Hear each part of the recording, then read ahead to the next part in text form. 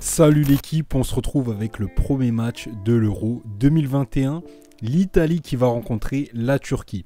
Avant de commencer l'analyse, sachez que pour l'Euro, on a beaucoup moins de statistiques que sur les championnats et cette saison est peut-être sujet à plus de pièges avec la Covid. Les joueurs sont plus fatigués après une saison un petit peu particulière, donc faites attention. Bon, pour ce premier match qui aura lieu à Rome, l'Italie est favorite en se basant sur la forme des deux équipes, mais aussi sur leurs confrontations précédentes. De plus, la Turquie a perdu tous ses matchs d'ouverture et n'a jamais battu l'Italie jusqu'à maintenant. L'Italie, quant à elle, est une équipe favorite pour le titre, avec une forme actuelle très intéressante, 22 victoires pour seulement 5 défaites, à savoir qu'ils n'ont pas encaissé de but depuis 8 matchs. Alors ça veut dire qu'ils sont sur une bonne forme, une bonne dynamique, mais le petit truc embêtant, c'est qu'il y a la loi des séries et forcément ça va s'arrêter un jour.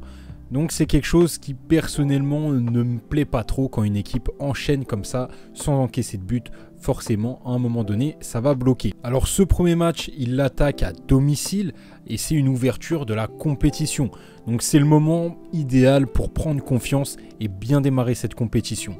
Cependant, attention, la Turquie, c'est clairement pas une équipe à sous-estimer. Même s'ils ont fait un mauvais départ, ils sont capables d'accrocher des grosses équipes comme ils l'ont fait contre la France, l'Allemagne et les Pays-Bas. C'est le genre d'équipe qui peut être chiante à jouer, donc il va falloir faire attention. Depuis 1963, l'Italie ne gagne que d'un but face à la Turquie, qui a réussi à prendre pas mal de matchs nuls.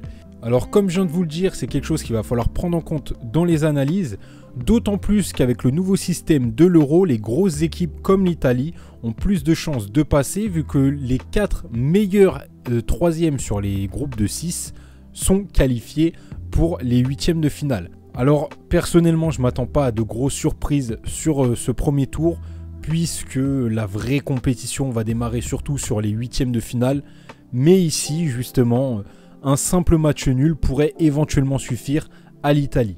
Du coup, au niveau des paris, personnellement, j'ai bouclé ma saison, donc je ne parierai pas. On s'en fout, hein, mais je le précise au cas où. Si je devais jouer, je serais plus parti sur Italie ou match nul, mais la cote est vraiment ridicule.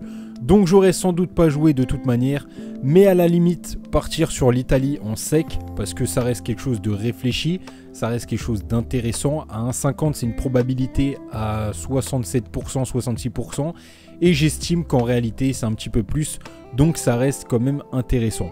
Plus compliqué avec une probabilité vers les 30%, c'est l'Italie qui gagne de 1. Ça arrivait souvent par le passé et c'est tout à fait probable ici. J'ai du mal à voir la Turquie se faire laminer sur ce premier match.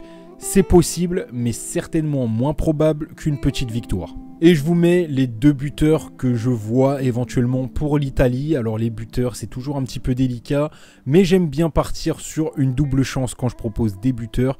Et voilà, donc pour moi ça serait ces deux là qui ont le plus de chance. À vous de voir si vous avez envie de tenter ou pas. Donc voilà pour l'analyse de ce premier match, on se retrouve prochainement pour d'autres analyses.